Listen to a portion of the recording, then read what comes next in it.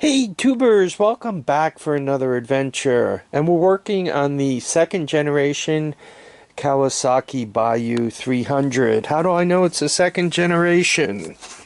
This, for 1986, there was no tag here. For 1987, the tag was square. And starting in 88, it got long. And how else do I know? I was able to find a Lakota Recoil starter, and starting in 88, the Lakota Recoil starters began to fit.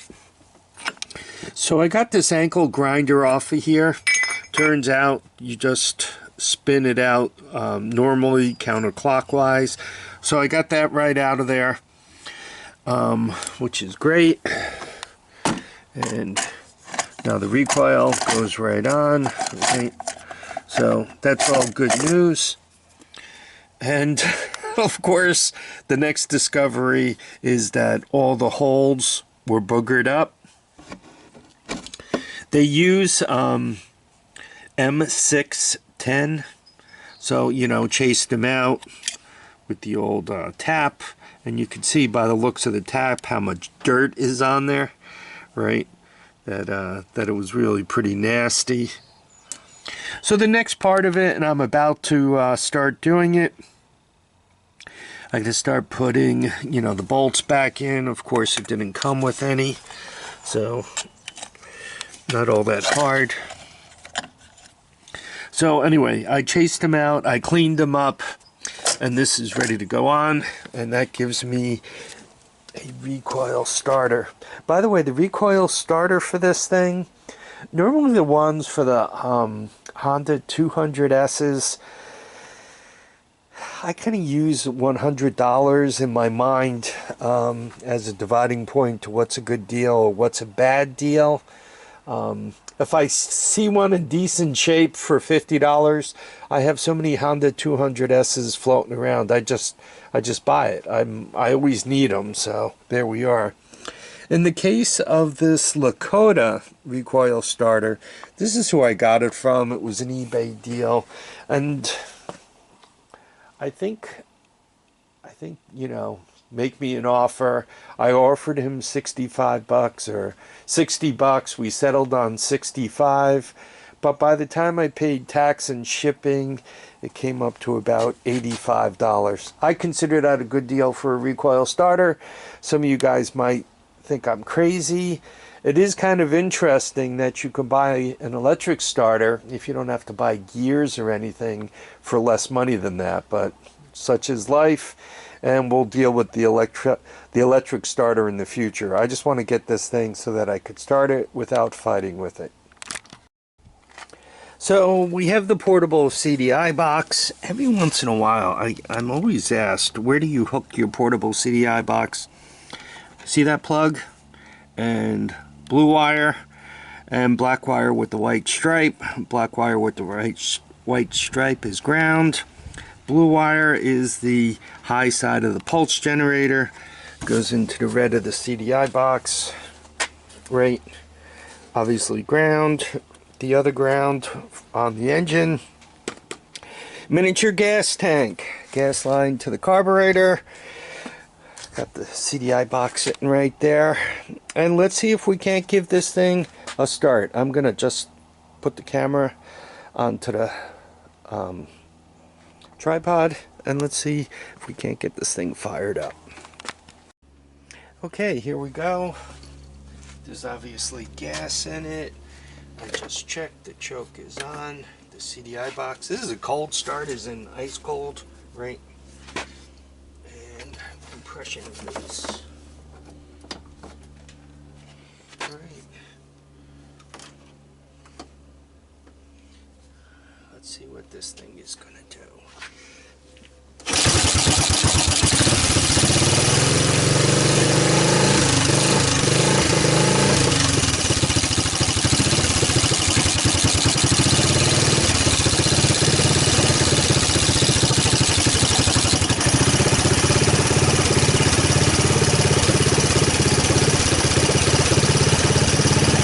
Gotta love it when they run that well, right?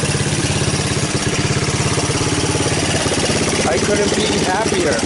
Remember, this thing was going from junk. I bought it for parts, $85, right? I didn't think I could get a recoil for it. And now suddenly it's running like it wants to go out and play. And speaking of this, what I'm going to do is I'm going to strap on the GoPro.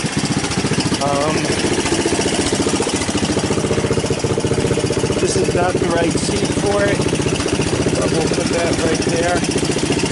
Kind of like the right seat.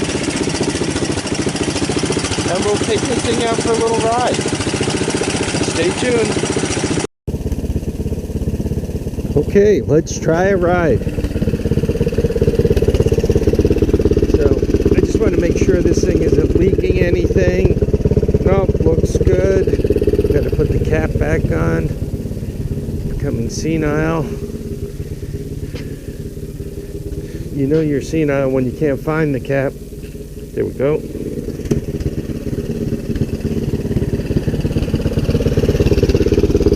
Yeah, it's been idling along for the last few minutes. It's obviously running on the portable CDI box. Some things are a little awkward here, like the seat. But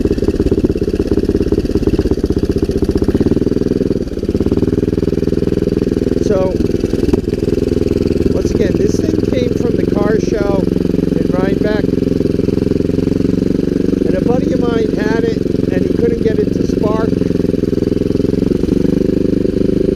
You know, he put that Fuji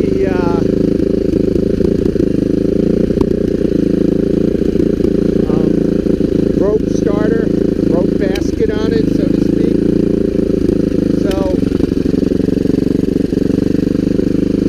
batteries might be going dead in the CDI box. That might be the puttering you hear. You guys can see I cut the grass. So anyway, we got that off of there.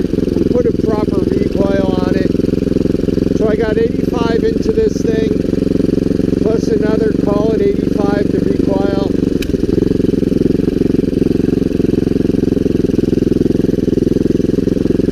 So,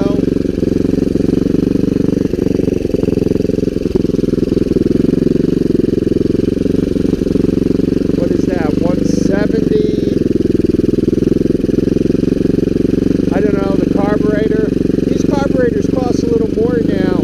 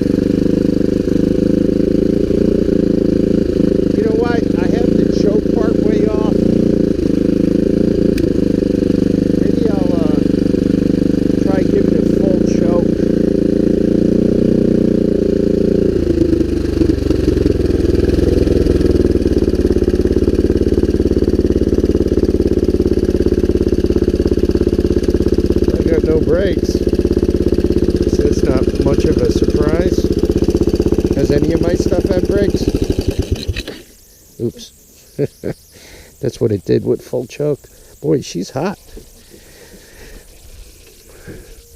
So,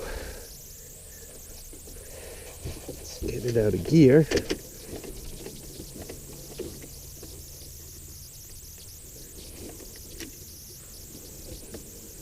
Still getting used to this one. It seems that, I don't know if they have the reverse bypassed or what, but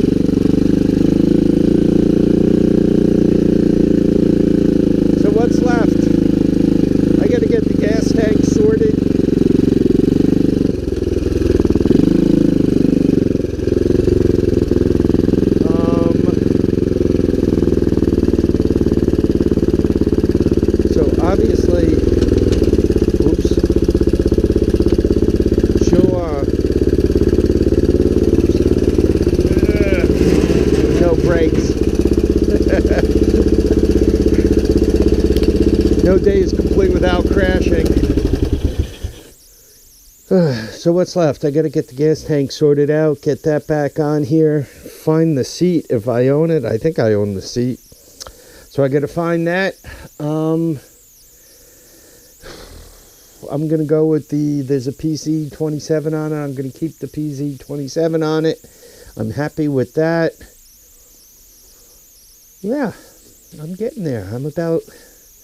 This is another running unit. Yeah, they're stacking up like tomorrow. Some of you guys are asking for a tour of the Horde. I think what I want to do is just do a little more sorting first. I think I'm going to try to put the China stuff with the China stuff, maybe the Honda stuff with the Honda stuff, the non-Honda stuff by itself. Right? We don't want the Honda stuff catching anything from the non-Honda stuff. And we don't want the China stuff infecting any of the Japanese stuff, right? Nothing worse than a all-terrain vehicle with a bad cold. So, I think we're done for the day. I want to thank everybody for dropping by to watch and comment and subscribe. Please remember, feet down, heads up, and get out and enjoy each and every day. Bye now.